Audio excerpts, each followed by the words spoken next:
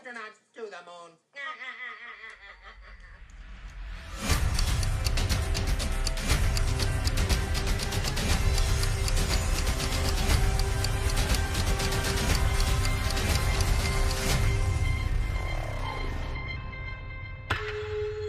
Because that's what science is.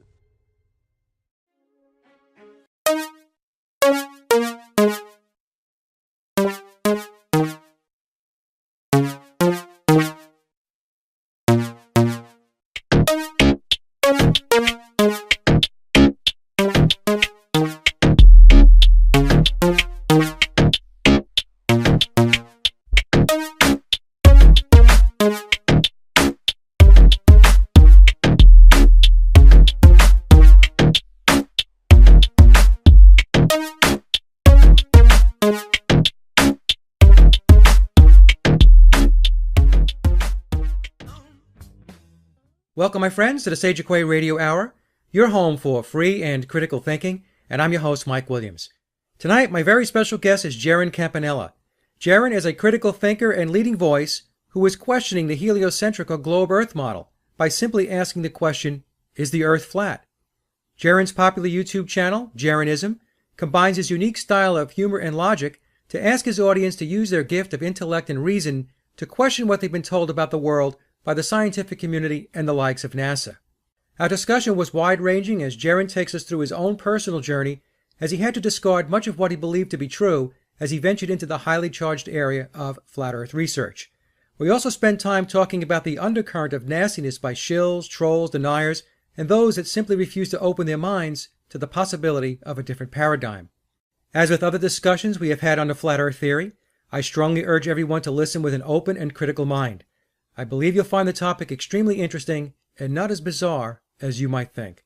And to kick things off, I asked Jeran about his journey in life, and here is what he had to say. So, Jeran, can you tell us a little bit about your journey in life? How did you come to investigate and do the research on flat Earth? Well, basically, it was about 5 years ago that I had gotten married. My wife was from a family of Christians, Bible-believing Christians. And I was from a family of Catholics, raised Catholic, went to a Jesuit-run Catholic high school. And when we got married, we wanted to have a wedding that was in the middle. Neither one of us were practicing in our faith, so didn't even know where our faith was. And so we just decided to have a secular, we actually decided to have it in a barn. And it's like a party barn. And I had one of my friends go up and get a license to marry us. And the night before our wedding at the rehearsal dinner, her brother-in-law, who is my wife's brother-in-law, who's actually a pastor at a big church up in Montana, came to us and said, well, who's marrying you guys tomorrow? And we said, oh, actually, we're just having one of my friends go up and get it. And he says, well, you know, if a pastor doesn't marry you, your marriage isn't seen in the eyes of God. And it was just like, you know, kind of the icing on the cake. Like, well, this is exactly what you just told my wife that the day before our wedding. And thanks a lot, pal. Yeah. So we just told him, take a hike. And I mean, for about the first year or so, or 6 months after, we just kind of had not talked about it, and then we kind of came together and said, if we do have kids, what do we want to do? What do you feel? What do I feel? And when we first got into it, she kind of said, well, I think the Bible is, you know, probably God's word and this. And I said, well, I don't think so. And so we kind of almost went at each other for about 3 months, going back and forth, until we both came to the conclusion that as far as we're concerned, I know a lot of people don't feel the same way, but the Bible's written by men, and that it's been changed and altered, and we're not saying that there's not, I think there's great things in it. I have one right here sitting next to me. But at the same time, I don't live my life by it or think that I need a savior. We have different beliefs on that. So as we started to kind of dig in even deeper, really deep into the you know, the history of both the faiths, and we kind of started to see a bigger deception. And as I started to dig into that, I started to have a problem with, well, first we kind of became atheists. After a year of studying, basically said this whole thing is garbage. I think I'm an atheist. You know, I don't think there is a God. And so we became atheists, and I wanted to kind of go into debate forums and talk to some of these Christians. Well, when I got there, I kind of noticed a trend of atheists that were just basically using the guise of science to think that they were winning these debates. They were just saying evolution, and when the person said, well, evolution makes no sense for X, Y, and Z, then they would say, oh, you're an idiot. You're so stupid. I can't believe. Oh, what are you? You're ancient. And it bothered me because I said, I'm not going to go into these debates if I don't understand it. So I went and looking at that stuff and basically just started coming to the conclusion that I had a problem with a lot of the science facts that people would just throw at you and say, that's the way it is. And then when we started really looking into science and you see what the scientific method is, I said, now I'm just really confused. I said, how is the scientific method all about testing and retesting and never being satisfied in your answer, never being satisfied with the result? You should always retest it or try to disprove it. So this doesn't seem like at all what they're doing. Science is the complete opposite of that. They have their dogmas. They have their, this is set, this is the way it is. So from that, started getting real deep into it to where I started to hate science, and I actually switched to telling people, like, I like Christians more than I like anybody who's an atheist, because at least the Christians have an idea what they believe and they know where they're getting it from. And I felt like these atheists were just, I could not get through to them or understand where they were coming from with their beliefs. It sounded like to me they just accepted what men told them. Right. And I said, guys, what is different? You believe what's in a book that men told you that's written long ago. What is different between that and Christianity? It's the same thing. Well, we don't believe in magical things, and you don't think evolution's magical? The more I looked into it and they describe it, they'll say, well, it happens over long periods of time. I said, I understand that. I said, does it happen like when you give birth to a new species? They said, no, you don't understand it. It's a long period of time. I said, okay, so when you're during that being's life, during that animal's life, then it evolves? Nope, you don't understand. I said, no. It's not me that doesn't understand. It's you. If it doesn't happen at birth and it doesn't happen in a lifetime, that's the equivalent of something not happening. So, and they just won't get it. They just will keep coming back at me and saying, I'm an idiot. I don't understand what they're saying. I don't understand. I need to go read a book. I need to read this. I need to read that. So I never thought we'd get to this point where I am now, because at that time I just got fed up with science and kind of realized more of the truth. I think things started to come to me, and just really the whole deception that's been going on for, I think, 400 or 500 years. And when I started to go back and look at really the underlying reason why all these guys believe this, I just saw it as a religion. And when you look at like peer review for science, I think is a joke. And people talk about it like, well, where's your peer-reviewed paper? Where's your degree? And I say, thank God I don't have a degree. And I would be just like you. I believe what you believe. And so I just don't understand how you have a group of men who all believe the same thing, who say, if you want to change what we believe, submit your paperwork to us. And if it is a scientist who's put in 4 or 5 years of school and he tries to submit anything that's outside, your career's done. Yeah. And you don't get any funding. And that's what that's all about. So it's just, they get to keep their cush little jobs and they tell their little stories. And to me, when I look at the world that they've created, it has no factual basis. They use math to describe things coming from a presupposition of saying, well, the earth is a sphere, so therefore this is the math that proves it. So that's not the way it works. Math they back solve it. Yeah, exactly. And they don't even see that. They won't, because they think you're such an idiot for thinking the earth is flat. So I actually had a guy about 3 months ago I met through Tumblr back and forth. We were talking about a bunch of different things, and he just had asked me, or 3 months ago, said something like, did you really think the earth's flat? I said, yeah, I'm starting to think that. He said, I can't talk to you anymore. Can't talk to him. So we stopped talking. Well, just yesterday, he wrote me a message, and he said, it was an email, and he said, I've been really thinking on this for a long time, and I'm ready to accept the 2D world. Da, da, da. I wrote him back and said, I never said it was 2D. What are you talking about? I said 2 dimensions, like a piece of paper? So I'm not saying that. Yeah. That's not what I mean by flat earth. But it's kind of scary, because I almost don't like to talk to people about it, because if somebody really opens their mind as a human being and contemplates everything that people have been saying, Mark and Eric, and it's hard to come back from that. You basically need to close your eyes and just say, nope, it is what they say. Or you're going to be pretty sad because it's everything that there is that we know as human beings is going to break down if what we think is true. So it's hard to debate anybody on it because the person that believes in the globe, of course, you and I both know this, that they're so indoctrinated that it's an emotional response that they have. It's not Absolutely. a logical, rational response. It's very emotional. In fact, I have a situation where, because I have been looking into it, that I have somebody that is, close to me that essentially we parted ways because they right, just could not believe that I was even entertaining even the flat fathom earth the thought. theory. Yeah, it's amazing to me that, and these are people that claim to be critical thinkers and free thinkers. They're in the alternative movement and whatnot, but they just can't get their heads wrapped around this, and No, they don't even want to be going down the path at all. no, it because it basically can shatter everything that you are. I mean, luckily for my wife and I, that happened first.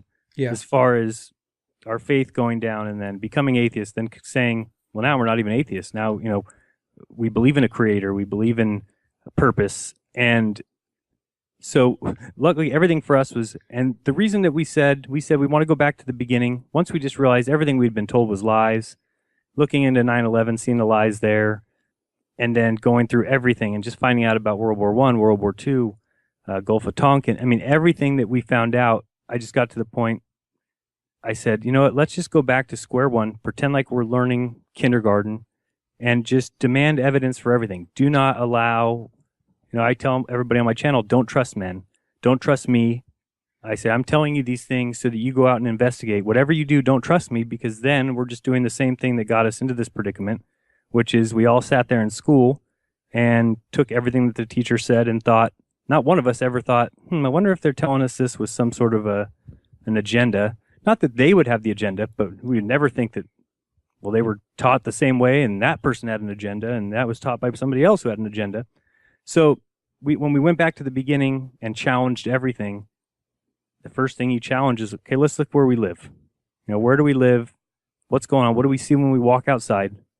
And from that, you just start to realize, well, why do we think that these stars are suns? To start with that.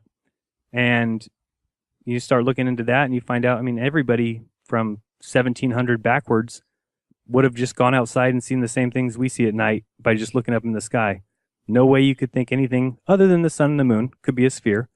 The stars look like lights. They look like flickering lights. And if you look at a telescope, which people will say, go get a telescope. Well, telescopes, how are they made? They're made with convex lenses. What do convex lenses do? They make things look spherical. Go find a convex lens in your, liquor store and look in it and see how everything gets sphered out. So from that, it just became one thing after another when you said, wait a second. And we had a problem with NASA. I've always had a problem with that. I never really liked space, personal thing. I don't know. I just was never interested in it. I thought the rockets were too loud. They're annoying. I was just never interested in the takeoffs and that kind of stuff. It just wasn't interesting to me. But when we started really watching some of that footage and, Apollo, I was kind of always back and forth. I knew that smart science people said we went, and you're an idiot if you thought we didn't. And I knew there was a lot of people that said, I don't think we went. I think even my dad was one that said, I'm not sure. Don't think so. And so when we started looking into that, I mean, it took me a day to realize there's no way. To me, there's just no way. And from then you start saying, wait a second. Now, if we didn't go to the moon, then we've never been very far from the Earth at all. And then from there, everything starts breaking down. And then you look at NASA and you say, is this just a black market? I mean, a theft organization? And you say that to somebody who loves science or somebody who's in. It's the saddest thing. I understand because there's so many scientists out there. My mom's my stepdad, I guess you'd call him, works for Northrop Grumman. My stepbrother works for Lockheed Martin. So these are things I can't just come out and say to them. They would flip out. But at the same time, it doesn't prevent me from understanding that they're very compartmentalized. I know what my stepfather does. He builds engines for a submarine. Has nothing to do with meaning that he knows that we went to space. I was arguing with the guy one time about Apollo. And he said, are you calling my grandpa a liar? My grandpa helped build the Saturn V.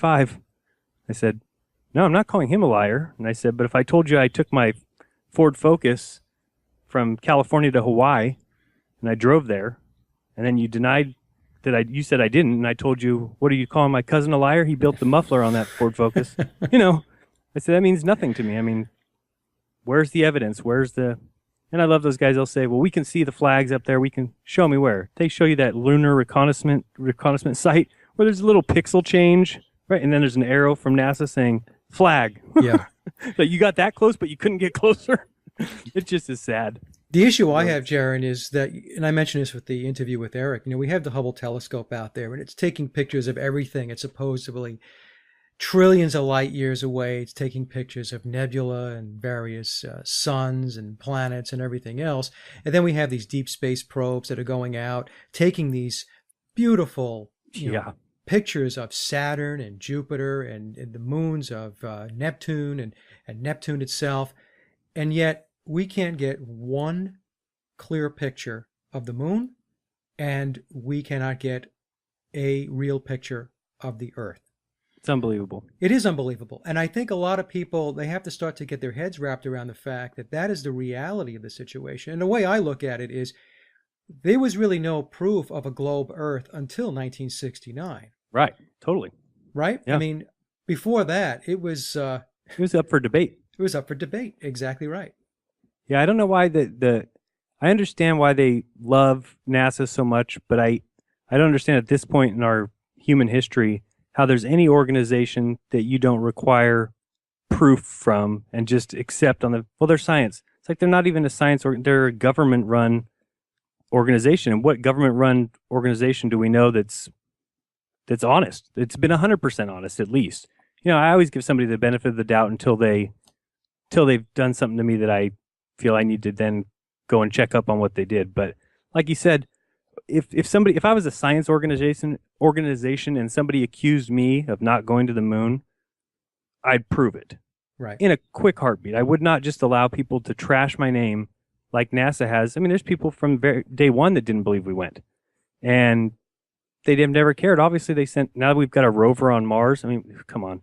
And you wouldn't send that rover to the moon first to drive them around and show us where they landed, swing around, take a 360-degree picture of the Earth, and let it sit there and watch the Earth as it spins. It's ridiculous that they've never proven anything, and they just stick to the worst science, and they don't even talk. When have you ever heard NASA even address an issue that people have with them? They don't care because they just keep getting the money and keep putting out like you said, they've got Hubble out there, and I know how hard it is. It's hard for me to talk about it because I know what somebody who loves space and loves science, I know how hard it is. But all I ask them is then, before you just say, I'm an idiot, ask them for proof. It's our tax money. Why can't we say, can you go to the moon? It should cost you nothing compared to going to Mars. Send a rover. We're not even talking about humans. We're saying send a rover there to just show us. Have them land there. It should be easy. You did it back in 1969 to 1972. And the years before 69 as far as sending just rovers or satellites. And then they send that lunar reconnaissance thing, and it happens to go at the exact distance that you can almost see what they're trying to show you, but not quite. And they say that's proof. It's like, who would do that? If you're going to send something for proof, it's going to be proof. And then I see these pictures that they went and mapped the dwarf planet Ceres or something. Right. The thing landed on there and actually drove around and mapped the entire surface. It's like, why don't you do that to the moon? Right. It's just, it baffles me. It's like, there's nothing. I was actually having a debate the other day with somebody who's a big science believer, like you said, indoctrinated. I couldn't even get him to admit anything. But the one thing I did get him on is I kept saying, what has NASA done for us in space? He says, well, they've invented Teflon. I said, no. I'm saying in space. What have they done in space? Well, they've taken pictures of these great galaxies. Okay, that hasn't done anything for humanity. Well, we've been to Mars. What has that done for humanity? Well, it could be something in our future. I said, no, I'm talking about what have they done for humanity? Who gets away with just spending $1 trillion and saying, oh, you're going to see the results eventually? No other organization. And he could not come up with one thing that they've done. He ended up saying, well, dude, but science is really, space is really cool. Like, okay, that's worth $1 trillion. That space is really cool.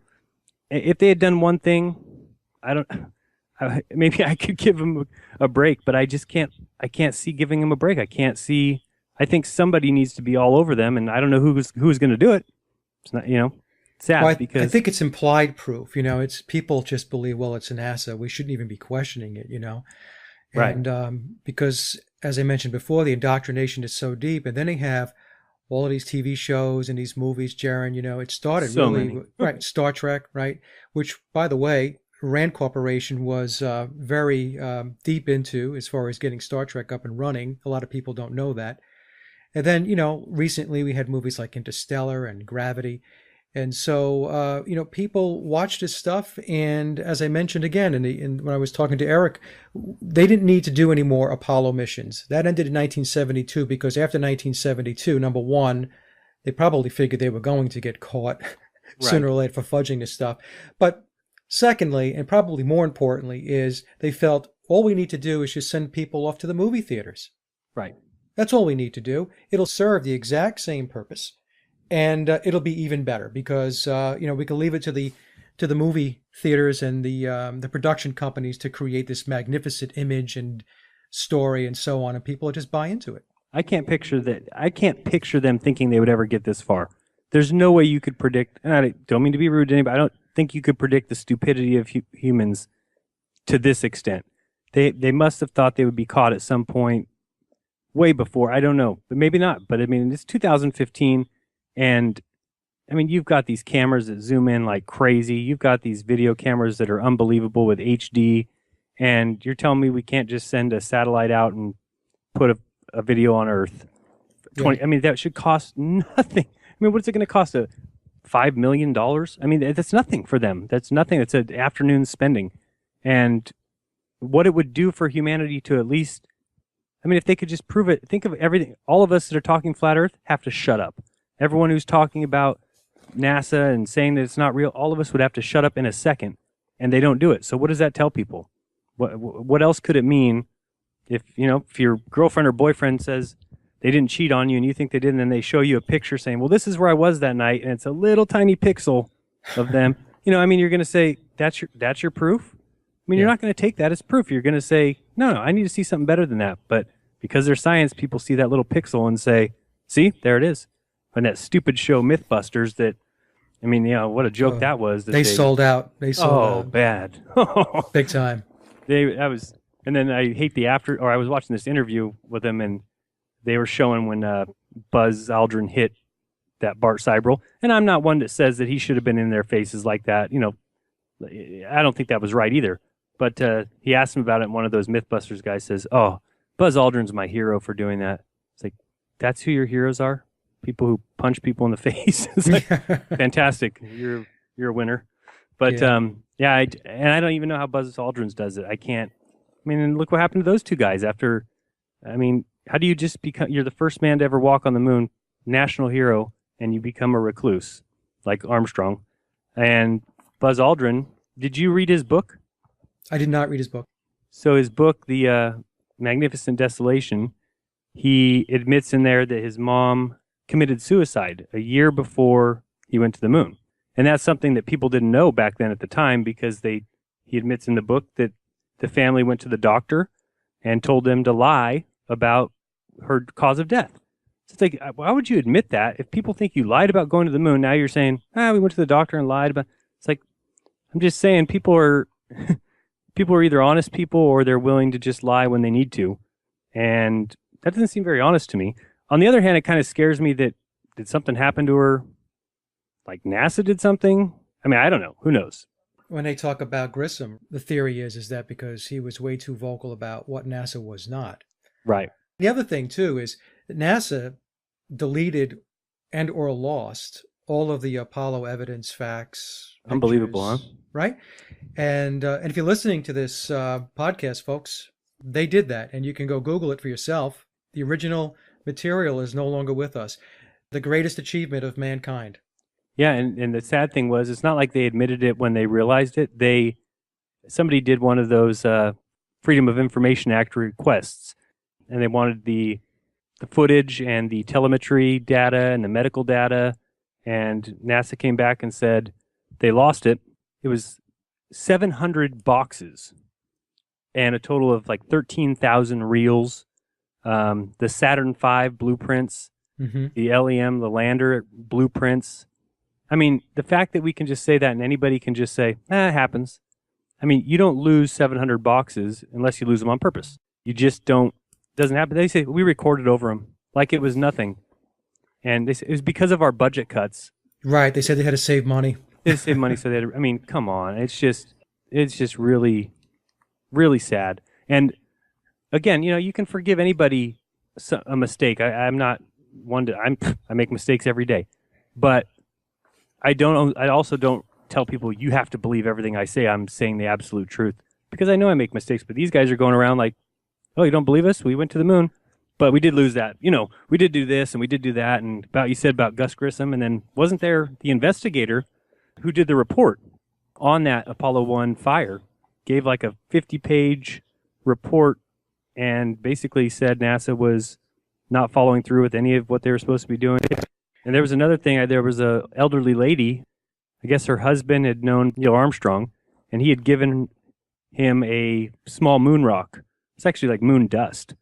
And he had passed away, and this lady was kind of running short on money.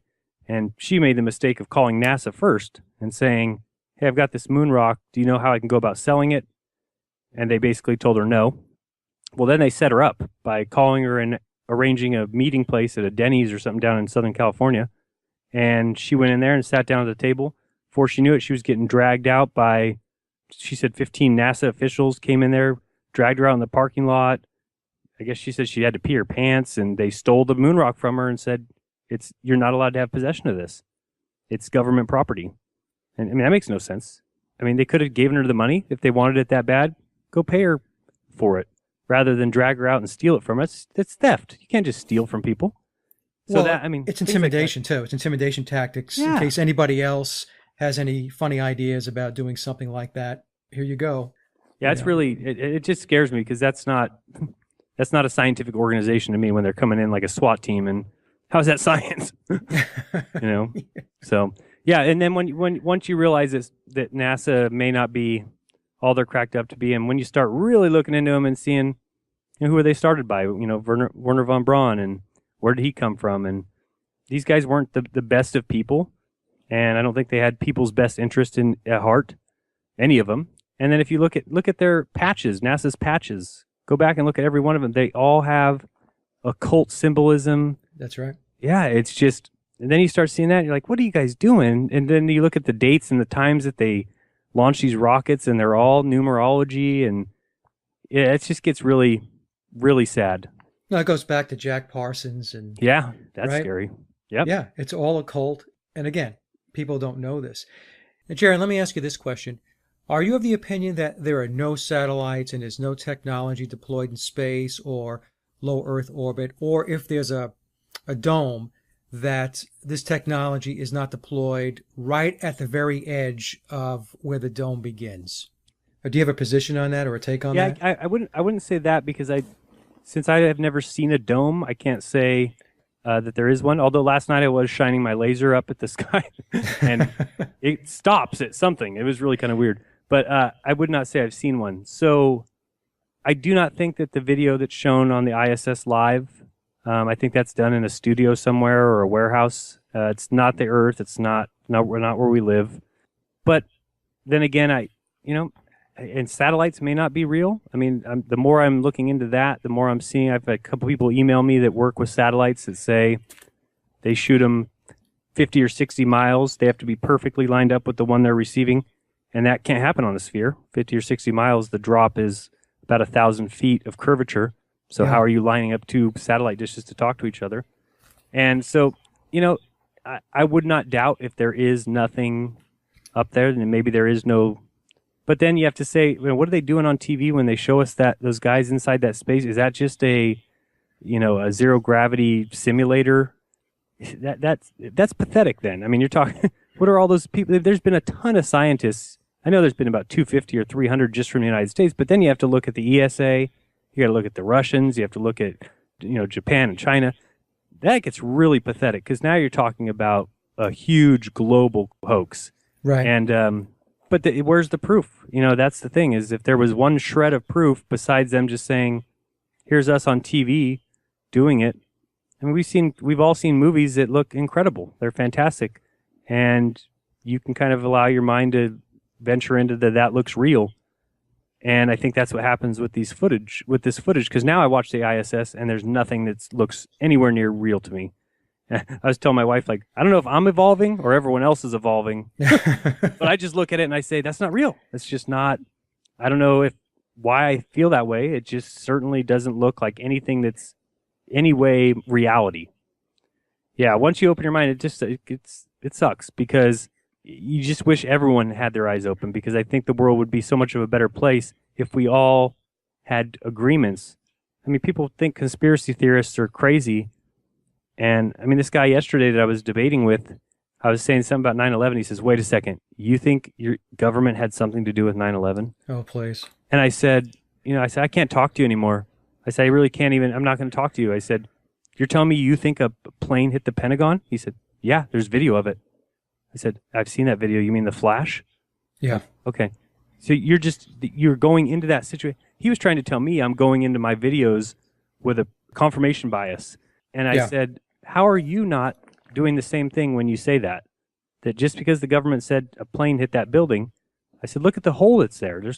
Wings can't just disappear. And he just, like you said, they are so closed off to that. They're so conditioned. It's crazy. The beauty of the system that's in place, the matrix that's in place, is they just love divisiveness and separating people. Just have these discussions and the debates and the arguments and throw stones at each other. In the meantime, while everybody's doing that, they're continuing full steam ahead with their agenda. And the thing is, the flat earth is no different than 9/11 as far as, that type of debate. It's no different than the Apollo moon landing hoax. Well, the only difference I would say that there is if people would just allow their minds to open for a second, we can test the flat earth. Hard to test whether or not we went to the moon. It's hard to test now when they've taken all the steel, shipped it off to Japan, and they've completely erased, and they purposely put out 100 different stories, the no plane theories, they've completely muddied the water. There's no way we'll never know the truth of 9/11.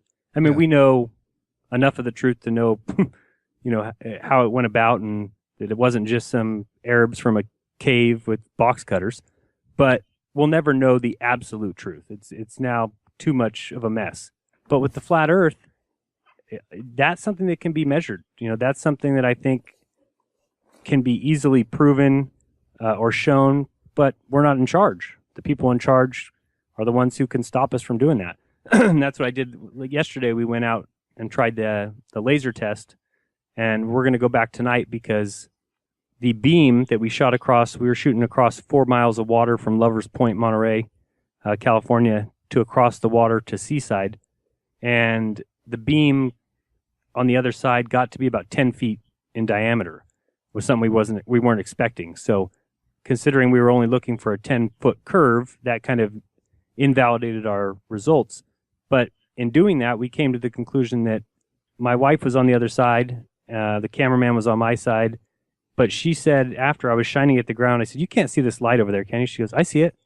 And I said, wait, get all the way to the water and then crouch down. She said, okay. And I took the laser and put it down about my ankle height and just shined the laser right to my foot. And I said, can you see the laser? She said, yeah. I said, Earth's flat. How far away was she? She was 4 miles. Okay. So we're talking, I was a foot off the ground. She was maybe 3 feet. So we're talking 4 feet total off the water level. And the curvature should be 10.5 feet at the very, least. So right.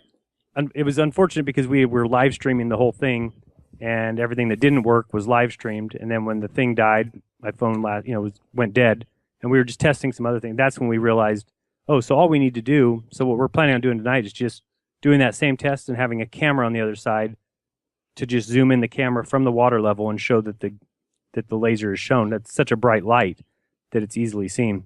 So luckily, I think that now I don't know what's going to go from that. They'll probably explain it away with refraction, explain it away with mirage. That's the words that they use that have no mathematical formula. It's just, oh, it's a mirage. It's like, come on, you can't just say that. They say, no, go look it up. Here's a Wikipedia link. It's like, no, that's not proof, guys. It's not enough proof for me.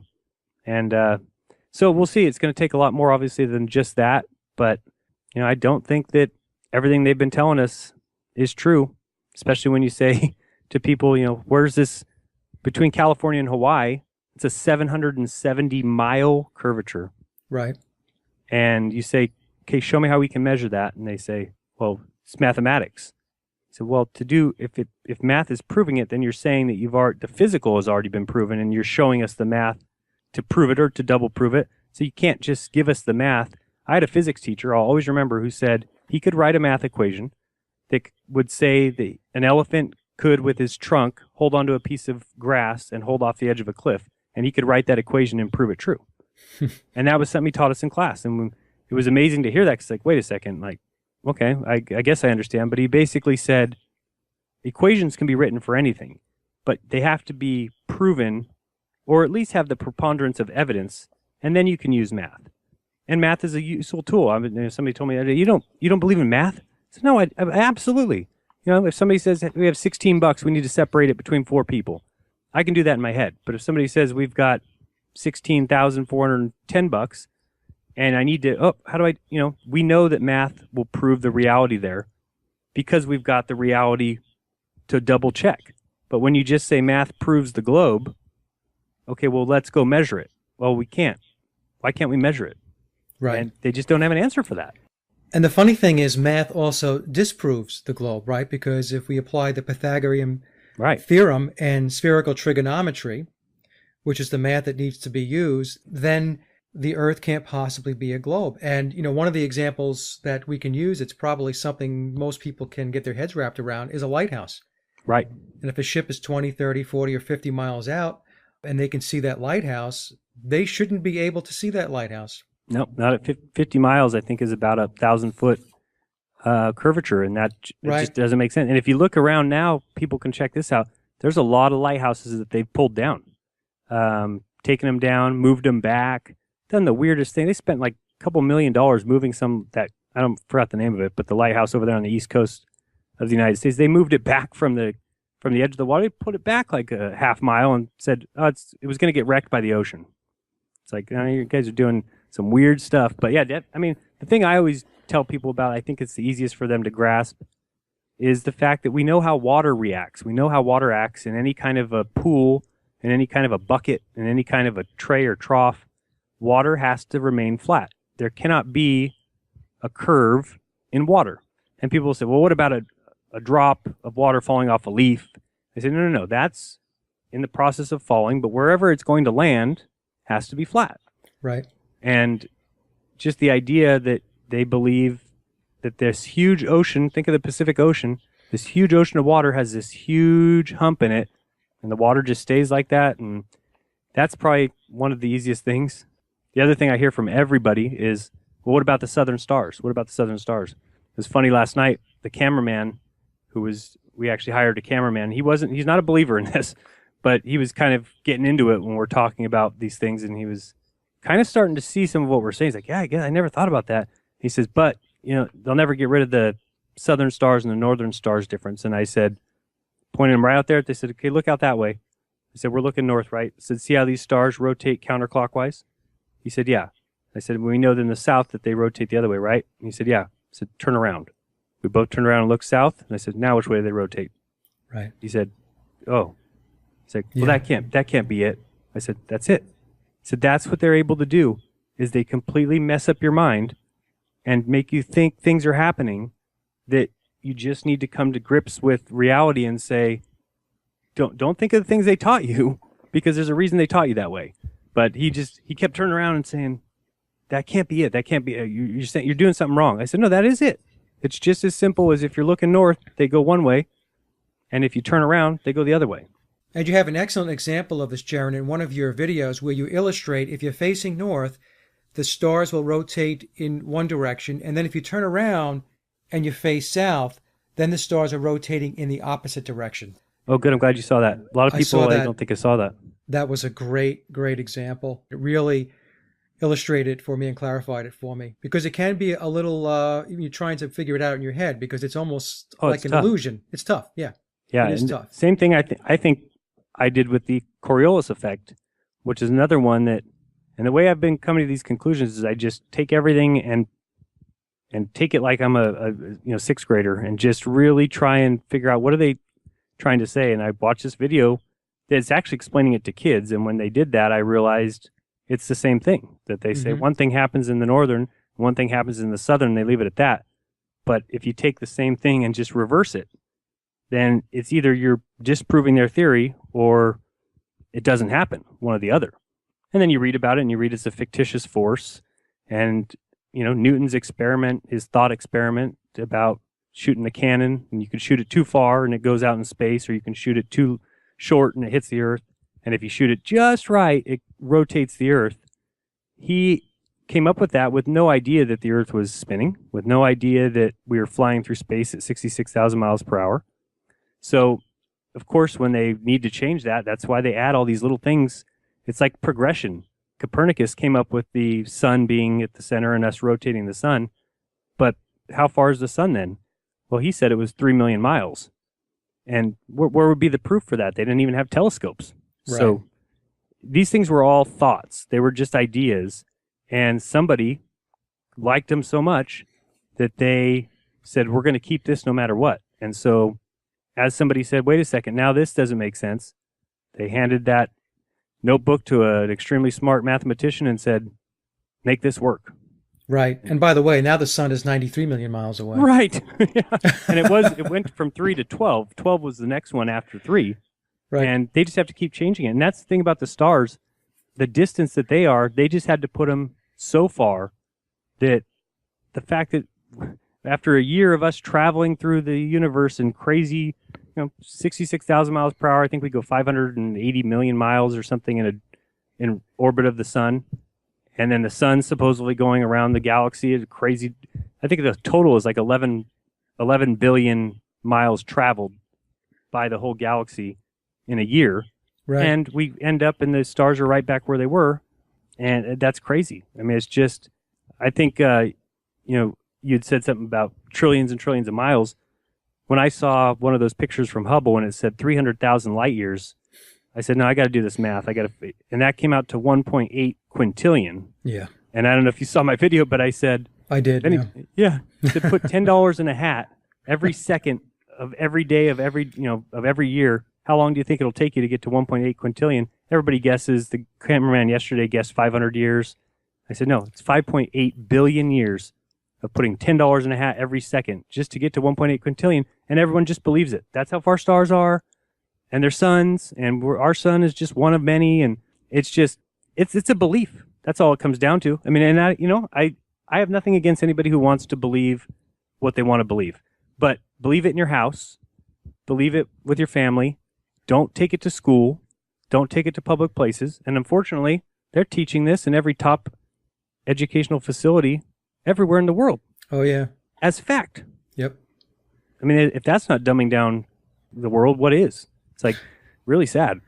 Well, and just to give some numbers out to the audience, Jaron, just in case some folks are just getting on board, the Earth is supposedly spinning at 1,000 miles an hour at the equator. It's orbiting the sun at, you had said 66,000 miles an hour. Right. The solar system is rocketing around the Milky Way at 500,000 miles an hour. Right. And the Milky Way is supposed to be hurtling through the universe at somewhere near the speed of light. So 1.3 million. Yeah, and then if you just take that and look at the distances that you travel, right, because miles per hour, there's 24 hours in a day, you can start figuring that out. They're astronomical numbers that are, and we don't feel a thing.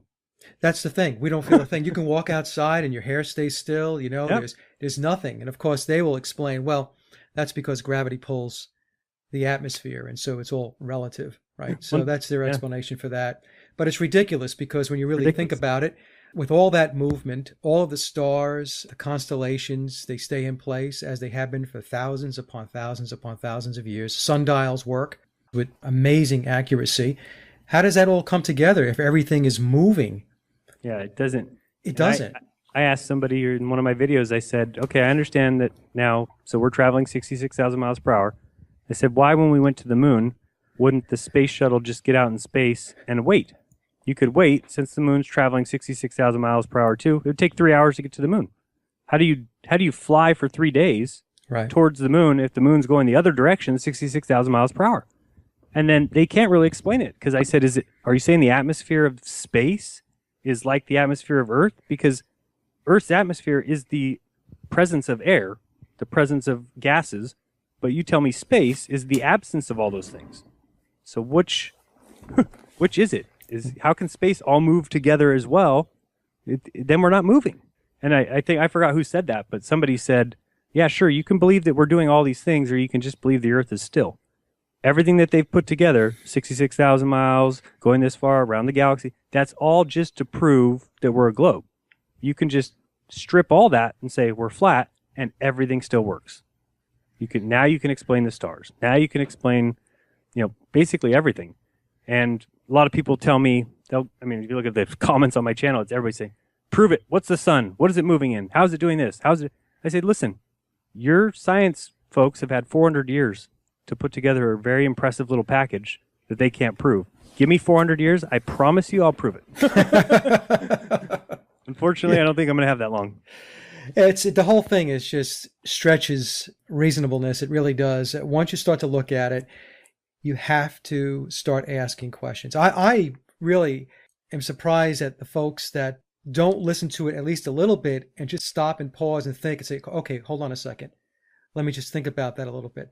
These people that just reject it out of hand, that to me is a bit disconcerting. And I've run into that. They just do not want to listen to it. Especially when those same people will tell you that, lizard aliens are running the Earth. They're okay with that.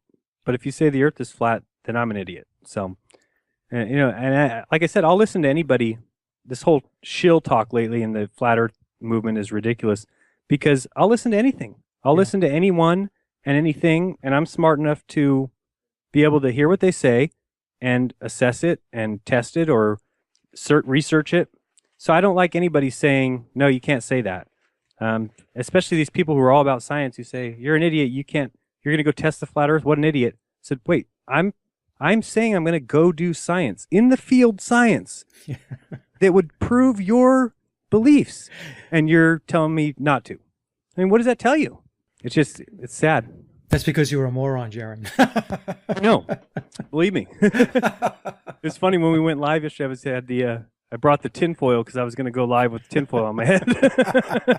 You just got to embrace it, because who cares? If I'm that stupid, then something would eventually come up where I would prove that it's a globe, but it's not going to happen at this point. I mean, now I'm deep enough in it that there's no way. It's just everything we look at, every single, thing that we even try and put together, it is absolutely impossible to live on a globe. It's just upside down people, like you said, spinning. I mean, I asked people, if you lived up in Seattle, you're spinning about 400 miles per hour. So let's say you live there your whole life, 20 years, and then you fly down to Florida. Now you're spinning 900 miles per hour. That person doesn't get off the plane and lose their mind and fall into shambles. I mean, how do you think of 500 miles per hour, what a speed difference that is. It's crazy that they just say, nope, that doesn't happen. And that's just the explanation. It's just, nope, it's the way it is. Sad. Science. In one of your videos, I swear to God, I was laughing so hard. You said, all I want to see is NASA take a picture of Australia with the buildings upside down. Right. Right? And when you think about it, that's exactly the way it should look. Right. And people say, no, you don't understand. It's all relative. They're right. I said, no, what you're saying is magical. If you're saying that, I understand when you say, okay, it's relative to each person. That's fine. Yeah. I can accept that in gravity. But then if you're on the outside of that sphere, like NASA is, they're the only ones that are out there. Oh, and SpaceX, this private company SpaceX, gets military contracts. But if you're on the outside of that sphere, then you have the perspective that you would see somebody on the top and somebody on the bottom. So like you're telling me, and they just pretend like we don't have cameras that good. Like, come on. I've seen these cameras that you have. You can't just zoom in and show me everyone living upside down as the buildings come swinging around. And you think they would just go make a movie about it. They could probably do better CGI, but they don't even I mean, they just say, we're not doing that. Sorry. Well, this whole thing where they turn around and say, we don't have the technology or the cameras to do that. That goes back to my point before. You have these deep space probes that are taking pictures of Saturn and Jupiter and Neptune, and you can just see every detail. But that same camera can't be used to take a picture of Earth. It's ludicrous. It really is. And I don't even know how people accept it. I don't know how they just throw their hands up and go, oh, okay, I guess that's the way it is. Yeah, and then, I mean, the other day I saw a picture of, they said, closest the things got to Pluto, and it looked like a little blob. And it's, what are those other things you're showing us? When you show me Saturn, and it's this beautiful thing with the rings, and Yep. and then they say this is the closest we've gotten, and it's a little blob. And right now they say that the Voyager spacecraft is 12 or 13 billion miles from Earth, and it's almost out of our solar system. And then the ISS needs to go down every 45 minutes because it's on the dark side of the Earth. It's like, come on. We don't get to watch 24-hour video of the thing flying right outside the Earth because it's on the dark side, yet you're talking to the spacecraft flying, and it's just flying fine. All that gravity, all those rotations, it's not hitting anything. Just goes through the Oort cloud like it's nothing. Just goes through, I don't hit any, no meteorites hit me. That's another thing about they tell you micrometeoroids. They tell you the amount of them that hit the Earth. They tell you the amount of satellites that are flying around the Earth. But you go watch the ISS video, there's nothing hitting it. Where's all these satellites? It's just perfectly in the place that you can't see any of them. And where's all, I think it's something like 40,000 tons a year of micrometeoroids make it to the Earth. So imagine how many are actually hitting the atmosphere and burning up. And those things they say are about a gram. So they're not very big, but they're flying at 20,000 miles per hour. So they're 20 times as fast as a bullet. Right. And these guys were just walking on the moon like nothing. They would have been pierced. It would have been a constant barrage of bullets. Exactly. And there's supposed to be, what, 20 to 30,000 satellites orbiting the Earth? And every time we see something up in lower Earth orbit, I never see any satellites. I never have. I never have either. Now, if somebody can show us that, I mean, we're not trying to be funny here, but if somebody can show us, and it's not a CGI, I like the pictures they show of satellites that some other satellite took a picture of. I know. Isn't that funny? Yeah, that is kind of interesting. Let me ask. This guy was debating real quick. He just said that, he said, you said you've seen the ISS? And I said, yeah, because, I have an app that tells me when it goes by. And one time we finally saw it, went outside, and the night was clear enough. And it's just a little plain-looking dot. It's about a star, but brighter, maybe twice as bright as a star. And it moved all the way across the sky, just like they said it would. So he asked me if I saw it, and I said, yeah. So at the end of our debate, he's like, well, at least we got to the conclusion that you now believe in the ISS. I said, well, what do you mean? He said, well, you've seen it with your own eyes. You believe it, right? And I said, well, what are you talking? I told you I saw the dot go across the sky. You think that means I believe now in the video on the computer about the 20? And he's like, well, yeah, you saw it and you're denying it. I said, how do you put those two things together? Yeah. I'm saying, yes, there's a light that goes across the sky. I mean, it doesn't mean anything to me. Yeah, it could be anything. I mean, it's something is traversing the sky. I mean, so what? Could be a light, could be a plane. I mean, I don't have any doubt that those pictures that are taken of the Earth I'm talking about the nice ones, satellite pictures. Yeah. That's probably just taken by a high altitude plane. Maybe 80,000 feet or 50,000 feet. I don't doubt that they have that. I mean, if we're flying commercial jets at 50,000 or 40,000, I'm sure they can double that. But doesn't mean that they're in space. Doesn't mean that they're floating in zero gravity. Doesn't mean the Earth's a ball. Yeah, no, that's exactly right. And all we're saying is just come forth with the hard evidence. And hard evidence is not, oh, well, NASA says so. I mean, that's not evidence. That's not fact. And so that's all we're asking for. It's just to bring that forward. Now, Jaron, let me ask you this question here. We talked a little bit about this before we got the show started. Now, your videos are really well made. There's a lot of humor in them, and they are very point blank, especially with regard to NASA and the ISS and so on. And I know that your YouTube subscriber base has grown significantly. But let's talk a little bit about maybe some of the detractors. What kind of problems or issues, or what are you seeing as far as folks that are pushing back, the shills, the trolls? What types of behavior are you seeing? Well, I'm one of the few, at least that I know of, channels that leaves the comments up.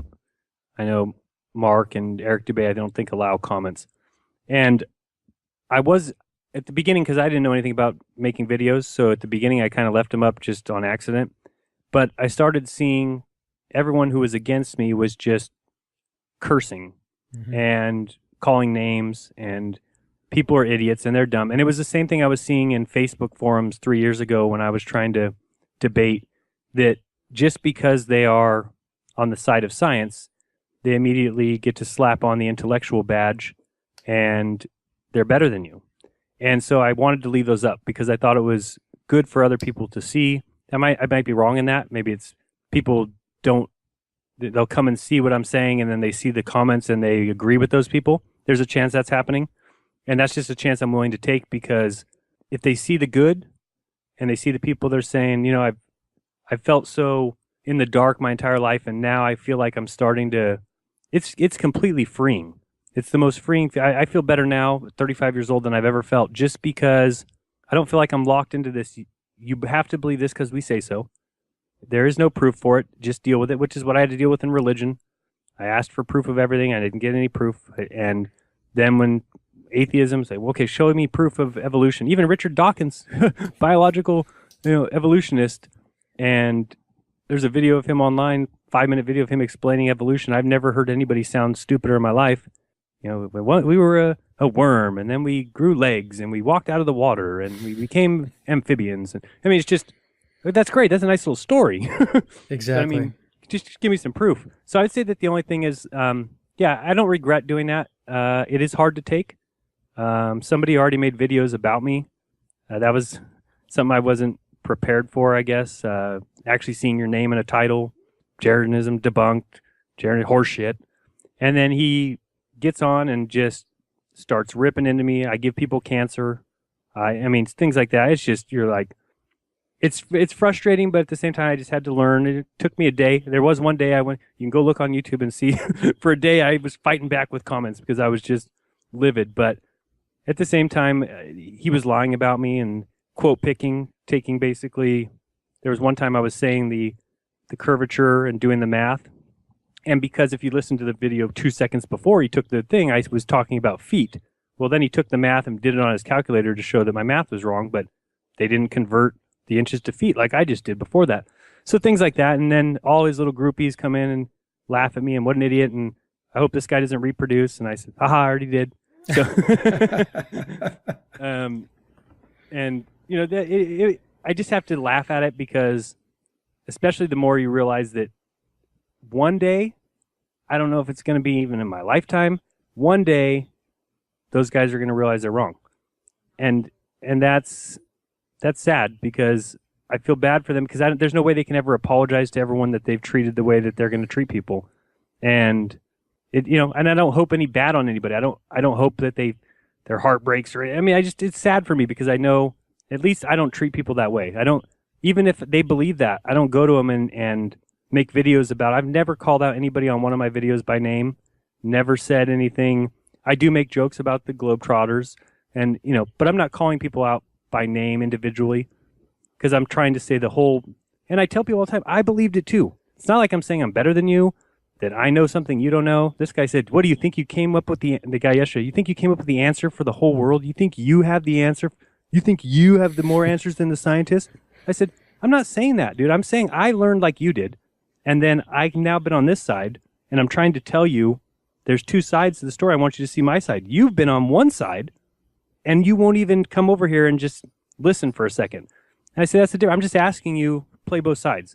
And I was forced into playing both sides, and that's why I've seen religion. And I was deep inside the church. Like I said, Catholic high school, Catholic junior high. My mom's the music director of a Catholic church. I worked there. I was good friends with priests. My godfather's a bishop. I mean, I have been in that. So I know religion. And then I was a full-fledged atheist. So I know what those guys are doing. So I feel like I know every comment. I feel like I can anticipate things that people. I do delete occasionally people that are, way too rude because I tell people I don't mind if you call me an idiot. Do so politely. You don't need to come across as I'm completely out of my mind don't even say it. Don't make a comment though. I mean, if I saw a video on YouTube that said that I believe in the pink pony is God, I wouldn't go to that video, watch the Right. whole video, and then yell at the person in curse words about the. I wouldn't even watch the video. It's like, what are you doing watching my video? If you think I'm so stupid, you just watched 45 minutes of me being stupid for what reason? So I know these guys have a doubt. Yeah. They've got something in their mind, and the way that they confirm that they're correct is by joining the other people that jump on my back. And slowly, maybe take a year, maybe 2 years, maybe those guys will start dwindling. I think just in seeing the eyes opened in the last 4 months, by the time that we walked out of that experiment last night, the cameraman was standing at our car for an hour asking questions. Just, man, you've screwed up my life. And I kind of feel bad about that sometimes, but at the same time, like, it's so good because I want people to know the truth. That's what's important. You only can live life in the truth. You can't. I mean, I feel so bad for like my grandparents. They were born, had kids, worked their 9-to-5 jobs, and really never. Not that they didn't have good lives, but they just didn't really do anything great because they were forced into these beliefs, forced to do what the government told them to do. Right. They worked like little slaves, made their taxes, paid their taxes, and I did too for the first 34 years of my life. And that's sad because I really look at it now. I feel like I have to work double hard now till I'm 60 because I blew the first 35 and going along with their story. I worked for a drugstore as a store manager, making money for the corporate business, and I don't want to do that anymore. I mean, yesterday we're out there. That's what I felt like life should be. We're out there at the beach doing testing, laughing, having fun, looking at the star. I mean, it was like awesome. And that's what life should be if it wasn't for I have to pay my mortgage and I got to pay my bills and I got to do this. And those things aren't, and they're not important. They're not real. They're not even real. I mean, they're just setups. They're all setups by the government. They've hidden every kind of free energy or any kind of anything like that. And we know those things. I mean, big thing for my wife and I was the Tesla deal.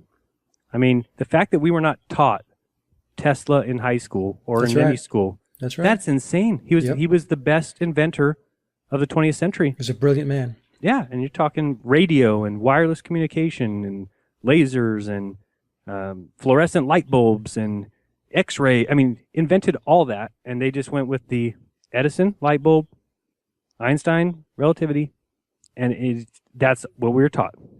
So it's when you start finding out the truth, and then you hear what happened with J.P. Chase and Morgan and how they basically wanted them shut down, and now they're the biggest bank that there is, and it's just you start to put things together, and you're like, this world runs on money. Yep. And those guys, even though I can't fathom it, because I don't care how much money you gave me, I would not wreck people's lives so that I could have money and be rich. It just doesn't make any sense. Even 5 people's lives, let alone hundreds of millions. I mean, I don't know how you have that mindset. I don't know if they're different kind of people than you and I or what, but I know humans are hungry for power and everything, but you give me a couple $1 million and you're just going to see me relax and take life easy for the rest of the time. I'm not going to go around and I need more. I need to block knowledge. It's like insane. What are these guys thinking? Well, there's a distortion in their consciousness, and they do not think the way you think or the way I think. Hopefully, at some point, people who do think that way will come around. Some will never come around. They'll go to their grave being who they are, essentially anti-humanity and in it for themselves. But going back, Jaron, to what something you said before about essentially, critically thinking and feeling very liberated because you basically clean sheet this thing. And instead of just going with the program, you said, you know what, I'm going to investigate this. I'm going to research this. I'm going to go take a look at it. And by the way, I'm sure that if you found that the earth wasn't flat after you were doing your tests and your research, you would say, okay, well, I was wrong. Let's move on to the next thing. But absolutely. Yeah. Right. So, and the thing with these other folks that are attacking you, and to a certain degree, I've had a little bit, not a lot, not like you or Eric or Mark, nowhere near what you guys get.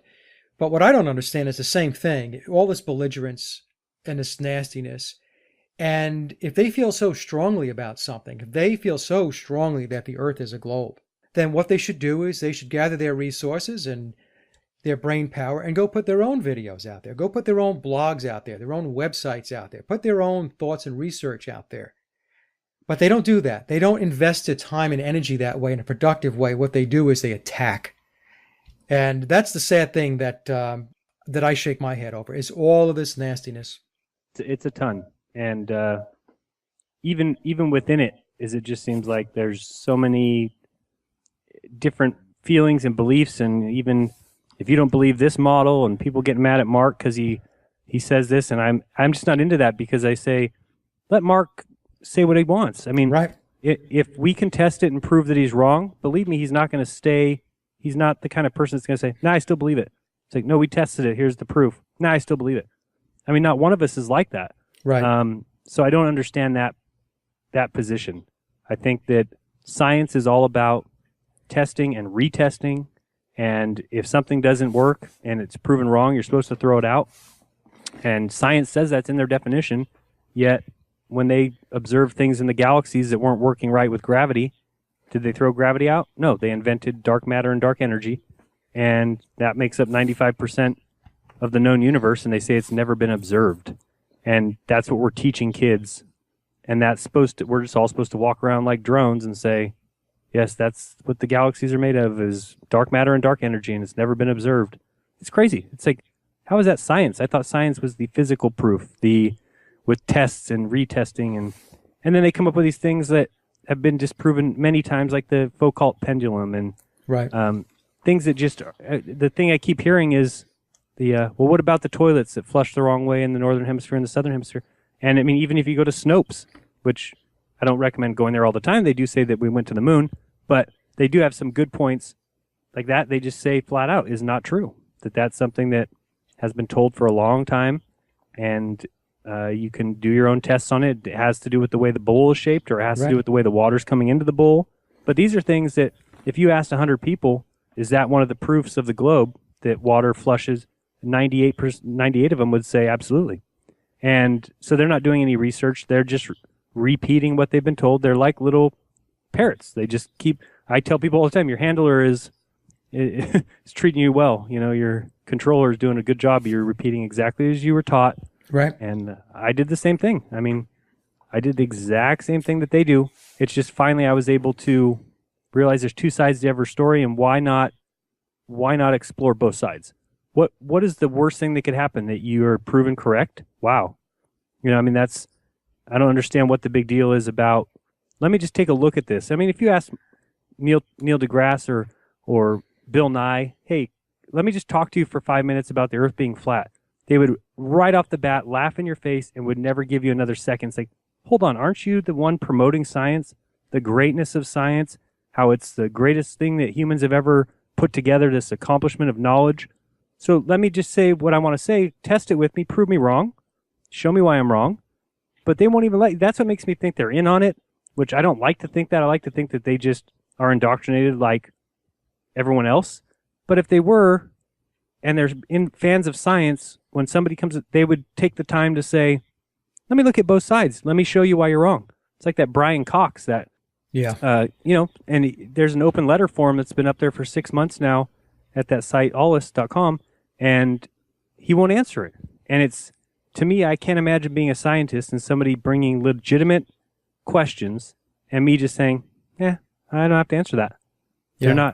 They're not on my side. You know, it's like, another thing is that video I have on have you seen the video with some Christian radio host who calls Jack Horner? He's the one that found the dinosaur bone that had a little bit of a cartilage in it. And when they found that, which has never really been found before, it's not supposed to. Oh, I actually did see that. Yep. Yeah, and they wanted to just have it tested and have it carbon dated.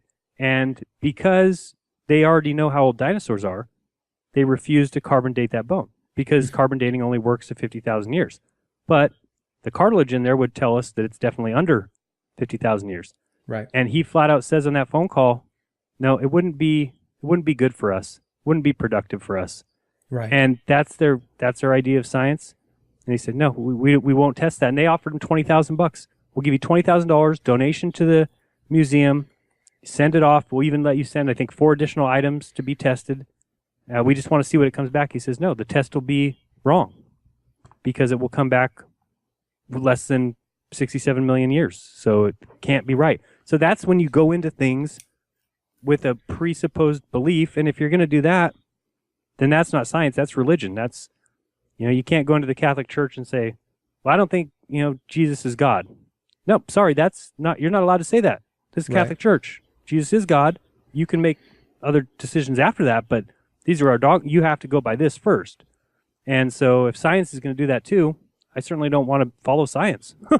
I'm not into being told what I have to believe just because men say so. Show it to me. Prove it to me, They do that with everything, Jaron. I mean, they do that with the pyramids, the Sphinx. This is the storyline. And this is how we're going to present it, and this is how it's going to be. Anything outside of those parameters is completely ignored. If it doesn't fit how we want to play it out, then that is not going to be factored in. So, and I just wish, if that's how they want to play it that way. But the rest of humanity needs to understand that they are the antithesis of science. And that concludes my interview with Jaron, and I hope you enjoyed the discussion as much as I did. Links to Jaron's YouTube channel and his other social media connections are listed in the show notes below. And as always, I'd like to thank everyone for listening and visiting the blog. You can get to the blog by typing in sageofquayradio.blogspot.com or simply head over to our hub website at sageofquay.com. Also, if you get a moment, please visit laboroflovemusic.com to listen to my album, Leaving Dystopia. And remember, live in truth and always serve creation. It's really that simple. See everyone next week. Be safe, enjoy, and God bless.